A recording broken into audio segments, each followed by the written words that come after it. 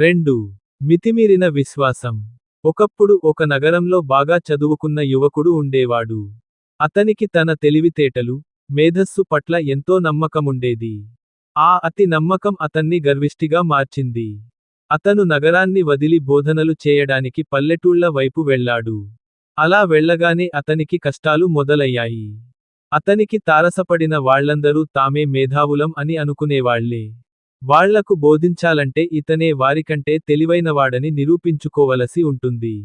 తన మేధస్సు పట్ల ఎంతో నమ్మకమున్న యువకుడు ఒక వ్యక్తి వద్దకు వెళ్లి తను ఆ వ్యక్తి కంటే తెలివైనవాడినని నిరూపించుకోదలిచాడు.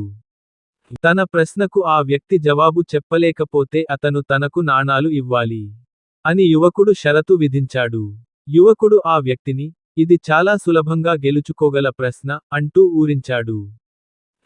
ఊరంతా ఆ క్విజ్ను చూసేందుకు పోగయ్యారు. చదువుకున్న యువకుడు ఇలా మొదటి ప్రశ్న అడిగాడు. ఇంగ్లండ్ రాజధాని ఏది?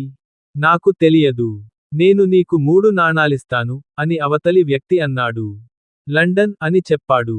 ఆ యువకుడు ప్రజలంతా అతన్ని మెచ్చుకున్నారు. యువకుడు 3 నాణాలు జేబులో వేసుకున్నాడు. వేగంగా తిరుగుతుంది. కాని అది తిరిగినట్లు అస్సలు అనిపించదు. ఏంటది? అని యువకుడు రెండో ప్రశ్న అడిగాడు. నాకు తెలీదు. నీకు 3 నాణాలు ఇచ్చేస్తాను, అన్నాడా వ్యక్తి. భూమి అని చెప్పి మరో 3 నాణాలు జేబులో వేసుకున్నాడు యువకుడు. యువకుడు, పగలు పైకెళ్ళి, రాత్రి కిందకు దిగేది ఏంటి? అని మూడో ప్రశ్న అడిగాడు ఆ వ్యక్తి. నాకు తెలీదు. నీకు మరో 3 నాణాలు ఇచ్చేస్తాను, అన్నాడు. మొత్తం 9 నాణాలు పొందిన యువకుడు సంతోషించగా, పేదవాడైన ఆ వ్యక్తి భార్య ఏడవడం మొదలెట్టింది. ఇక అవతలి వ్యక్తి వంతు వచ్చింది. అతను యువకుడిని తన ప్రశ్నకు జవాబు చెప్పలేకపోతే 5000 నాణాలు ఇవ్వాలని షరతు విధించాడు. దానికి సంతోషంగా సరేనన్నాడు యువకుడు. ఆ వ్యక్తి, ఉదయం 2 కాళ్లతో, మధ్యాహ్నం 4 కాళ్లతో నడిచేది ఏది? అని అడిగాడు. ఆ ప్రశ్న విన్న యువకుడి నోటి మాట పెగల్లేదు. జుట్టు గోక్కోవడం మొదలెట్టాడు. ప్రజలంతా నిశ్శబ్దంగా ఉండిపోయారు. ఆ యువకుడికి తన వద్దనున్న 5000 నాణాలు ఆ వ్యక్తికి సమర్పించక తప్పలేదు. కుతూహలం పట్టలేక యువకుడు, ఉదయం 2 మధ్యాహ్నం 4 సాయంత్రం 6 కాళ్లతో నడిచేది ఏంటి?